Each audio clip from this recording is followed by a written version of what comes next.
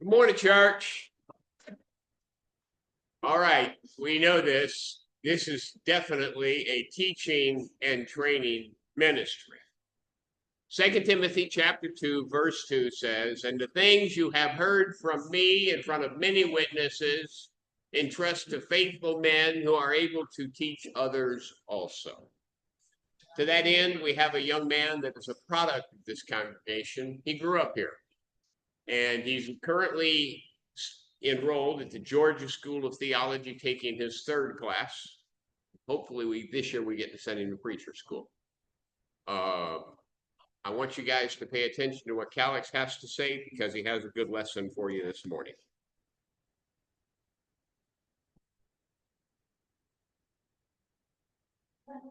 Morning. Our topic for this morning is about the kingdom of God. Church, whether we realize it or not, every one of us is living under a kingdom. Some are living under the kingdom of fear, some under the kingdom of money, some under the kingdom of popularity, and some under the kingdom of self. But these are only two spiritual kingdoms that ultimately matter: the kingdom of God and the kingdom of darkness. There is no neutral ground. Jesus did not come preaching self-improvement. He came announcing a takeover. Go in Mark chapter 1 verse 14 and 15.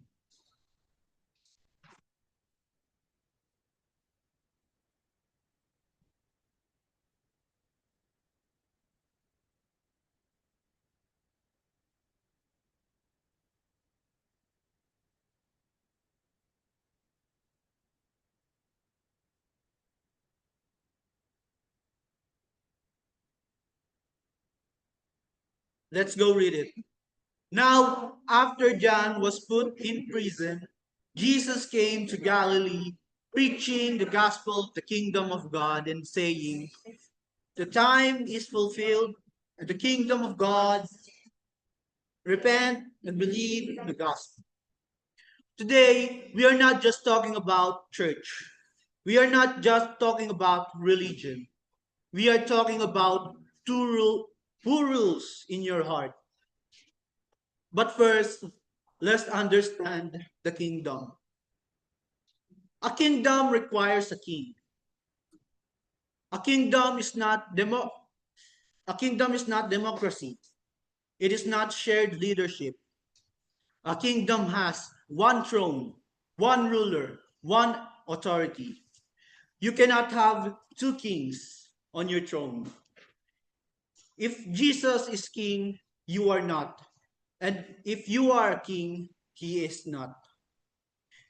This is why many struggle with Christianity. Not because they doubt God exists, but because they do not want to surrender control. The kingdom is within us. Go in Luke chapter 17, verse 20 and 21.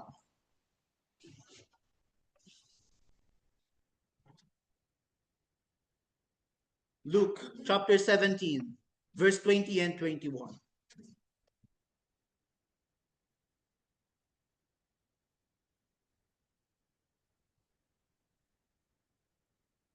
Let's read it. Now, when he was by the Pharisees,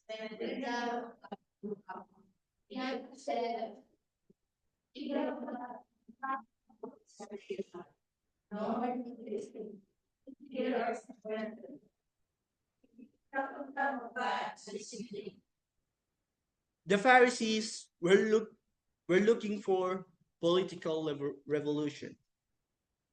They expected armies. They expected power displays. But Jesus said the kingdom begins in the heart.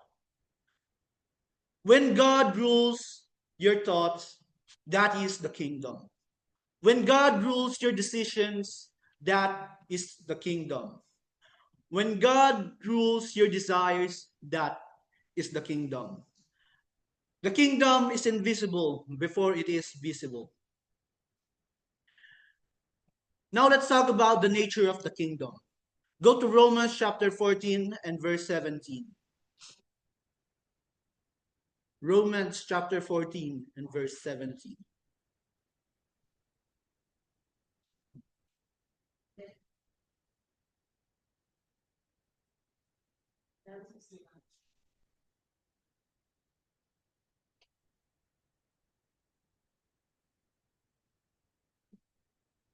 Romans chapter 14 verse 17 says, "For the kingdom of God is not eating and drinking, but righteousness and peace and joy." Let's break that down.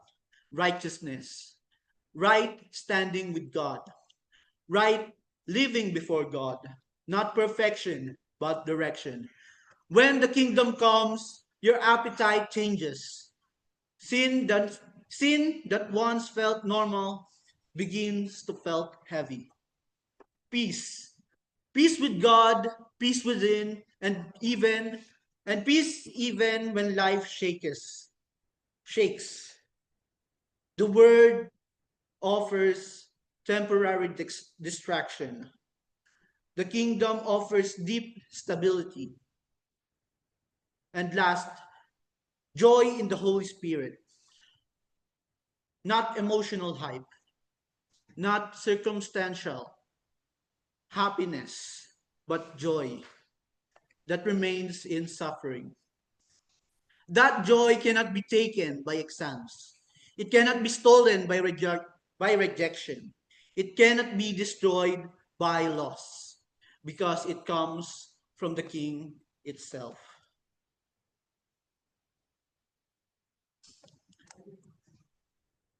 The King has a message for us. The first is repent. Go in Matthew chapter 4, verse 17. Matthew chapter 4, verse 17.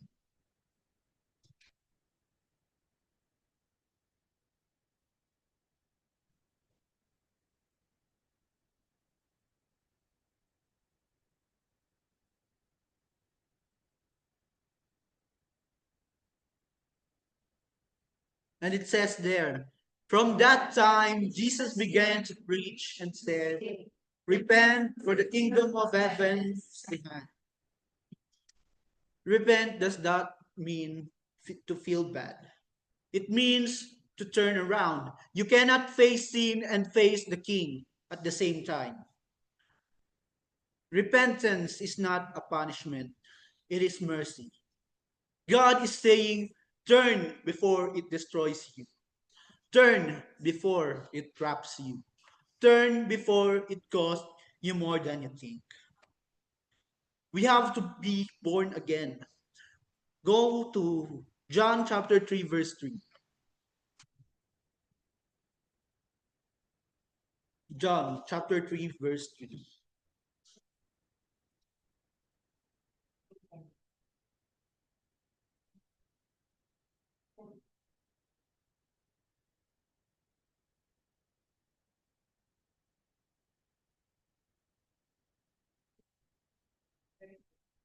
John chapter 3, verse 3 says, Jesus answered and said to him, most assuredly I say to you, unless one is born again, religion cannot save you. Church attendance cannot save you. Family background cannot save you. You must be born again. That means a new heart, a new spirit, and a new direction. Christianity is not a behavior modification. It is a spiritual resurrection. We have to receive the kingdom of God like a child. Go to Mark chapter 10, verse 15.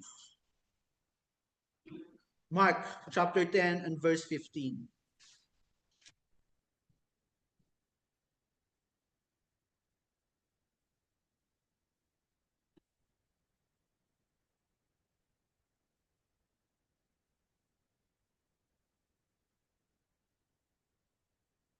Let's read it. I say to you, whoever does not receive the kingdom of God.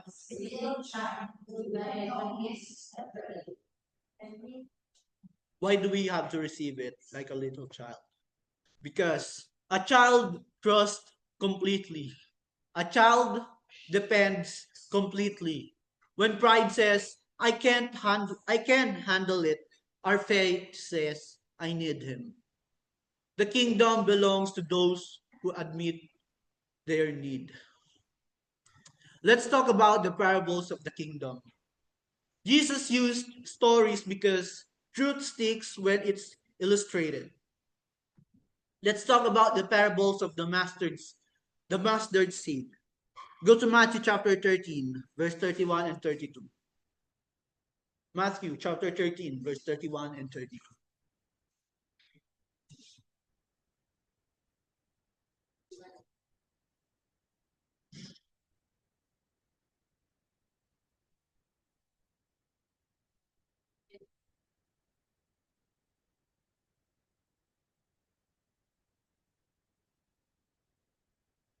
Let's read the parable of the mustard seed.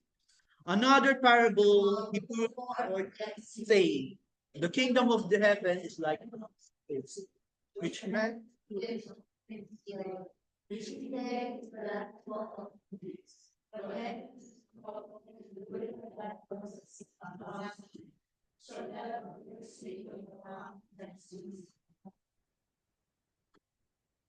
the kingdom starts small. Your faith may feel small. Your obedience may feel unnoticed. But small seeds grow into large trees. Never underestimate quiet obedience. Now, let's talk about the parable of the hidden treasure. You're in Matthew chapter 13, go to verse 44. Matthew chapter 13, verse 44. Let's read. Again, the kingdom of heaven is like a treasure hidden, which man found in it, for two over it.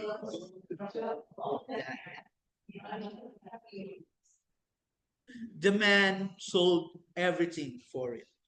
The kingdom is worth losing popularity. It is worth losing sin.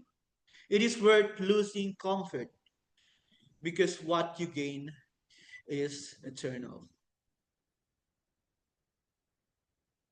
Now let's talk about the parable of the dragnet. You're in Matthew chapter 13. Go read verse 47 through 50. 47 through 50. And it says, again, the kingdom of heaven is like that.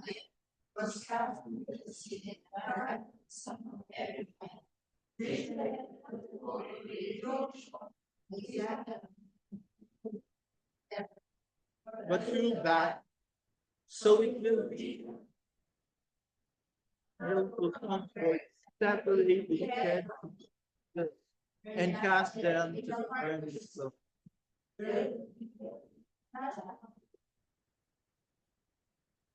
There will be a separation. Not everyone who says Lord belongs to the kingdom. That's serious. That is sobering. We must examine ourselves. Now we return to our main text. Go to Matthew chapter 6, verse 33.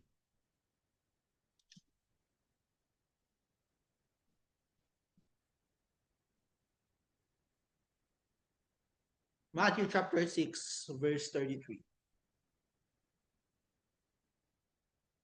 It says, but seek first the kingdom of God, his righteousness.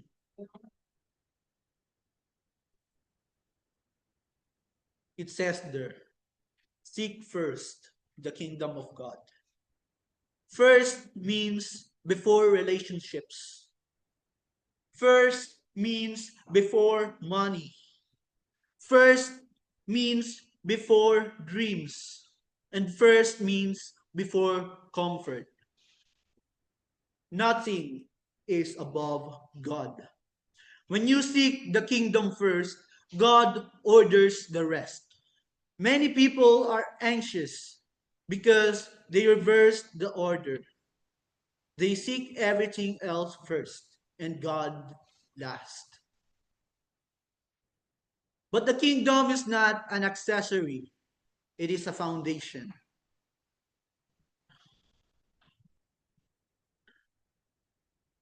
Church, we have talked about the present kingdom. We have talked about surrender. And we have talked about seeking first. But now we must talk about something that many avoid, and it is the future. Because the kingdom of God is not only spiritual, it is invisible today, it is also literal and invisible tomorrow. The Bible is clear. The king is coming back. Go to Acts chapter 1 and verse 11.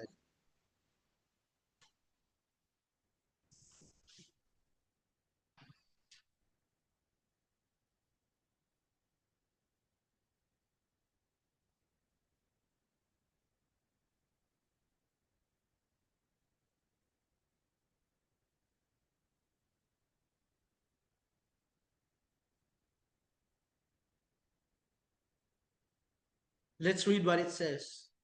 Who also said, Men of Galilee, why do you stand gazing up into heaven? Jesus,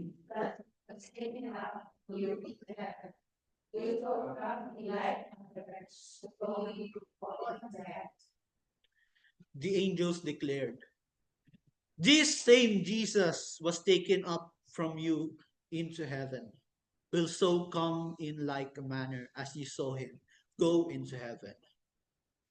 This same Jesus, not a different version, not a symbolic idea, not a spiritual metaphor. The same Jesus who healed the blind. The same Jesus who calmed the storm. The same Jesus who hung on the cross. And the same Jesus who rose from the dead. He is coming back. The first time he came in humility, he came wrapped in swaddling cloths. He came riding on a donkey. He came wearing a crown of thorns. But the second time will not look like the first. Go in Revelation chapter 19. It's quite a long read. We'll read verse 11 to verse 16.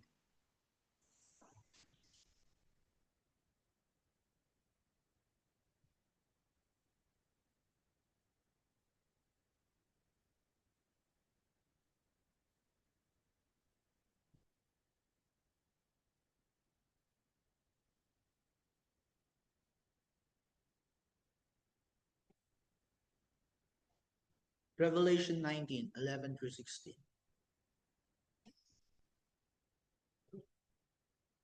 Let's all read it.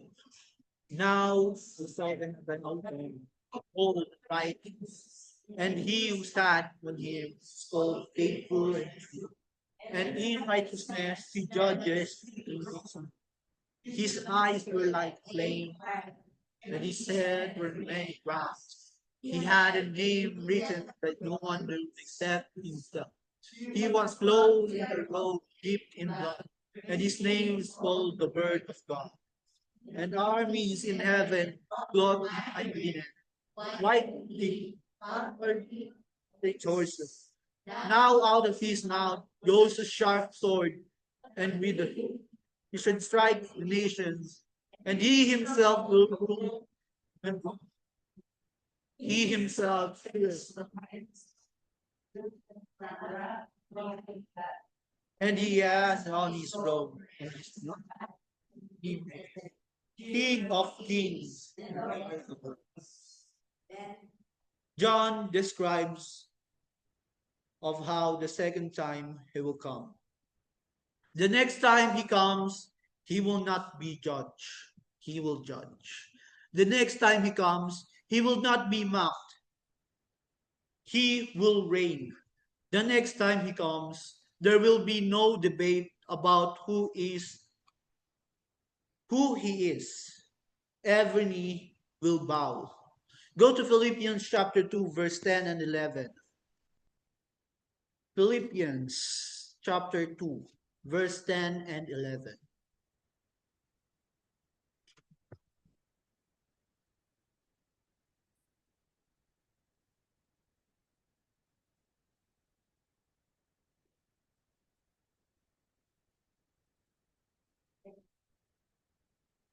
And this is the last verse that you will read today.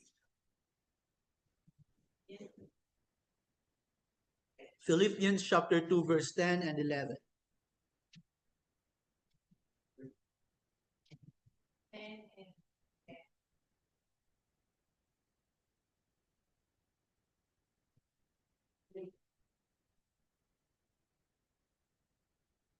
Philippians chapter 2, verse 10 and 11 says, that the name of Jesus every knee should bow, of those in heaven and those on earth, and those under earth, and every tongue that Jesus Christ is Lord, the glory of the Father. Notice it does not say some knees. Every knee, the atheist knee, the religious knee, and the proud knee, the rebellious knee, every knee will bow. The only difference is when some will bow now in surrender. Others will bow later in realization. And when the kingdom is fully revealed, there will be a separation. In Matthew chapter 25, verse 31 and 34 says, Jesus speaks of the Son of Man coming in his glory and separating the nations as a shepherd divides sheep from the goats. There will be a dividing line, not based on popularity, not based on social media followers, not based on achievements, but based on relationship with the King. This world feels permanent right now. School feels permanent. Struggle feels permanent. Pressure feels permanent. But compared to eternity, this life is a vapor. James says it appears for a little time and then vanishes away. The kingdom of God, however, will never fade. Church, you are already serving a king.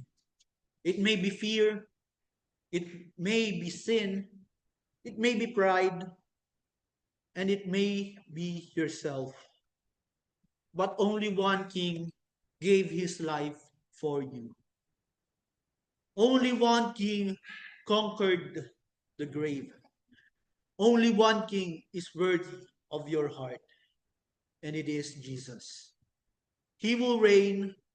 The only question is whether he reigns in you. Do not give him partial control. Do not give him leftovers. Give him the throne. Choose to surrender. Choose the kingdom of God. Choose the king.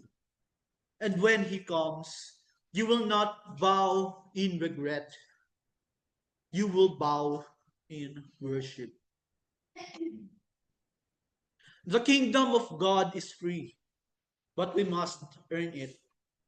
We have to do our part. First is we have to hear the word of God. Romans chapter 10 verse 17 says, so then faith comes from hearing, and hearing through the word of God. then we must repent. Luke chapter 13 verse 3 says, "Though I tell you, but unless you repent, you will all likewise perish." Then we must confess our sins. Romans chapter 10 verse 9 and 10 says that if you confess with your mouth that Jesus is Lord and believe in your heart that God raised him from the dead, you will be saved. Verse 10, "For with the heart one believes and is justified, and with the mouth one confesses and is saved." And then we must be baptized.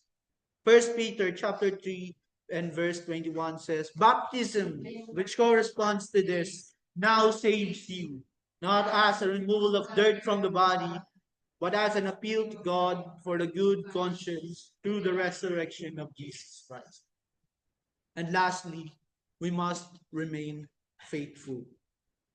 Revelations chapter 2 verse 10, "No, I tell you, be faithful unto death, and I will give you the crown of life." If you are in need of prayer or a public repentance, come have a seat and we'll say that prayer for you. And if you have never put on Jesus Christ through the act of baptism, come have a seat up front and we'll take care of that today. In the meantime, let's all stand up and sing that invitation song.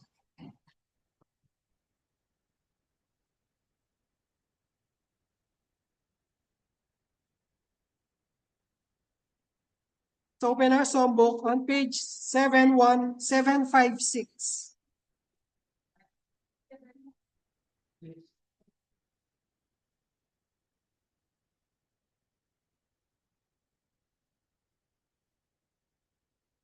Seven, five, six. You all sing when you all get to heaven. All stanza. Lord, praise the Lord Jesus, His mercy and His grace. In the precious blood and blessed, He'll prepare the way to heaven. Day of rejoicing that will be when we all see Jesus. We'll sing and shout the victory. While we walk the pilgrim path with the Spirit first spread the sky. But then traveling days are over, no shadow of a sun. Where we all to have for the day of rejoicing that will be, where we all see Jesus. We will sing and shout a victory. Victory. Let us then be true and faithful, trusting, serving every day. Just one of living glory will the source of life repay. When we all get to heaven, one day of rejoicing that will be, when we all see Jesus, we'll sing and shout the victory. Onward to the Christ before us, soon His beauty will behold. Through the pearly gates will open, we shall tread the streets of gold. When we all get to heaven, for the day of rejoicing that will be, When we all see Jesus, we'll sing and shout our victory.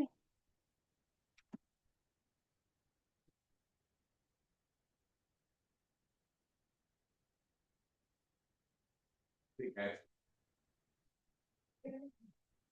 Chester has made it known we should put on Jesus Christ through the act of baptism for the permission of his sin. And the church says, amen.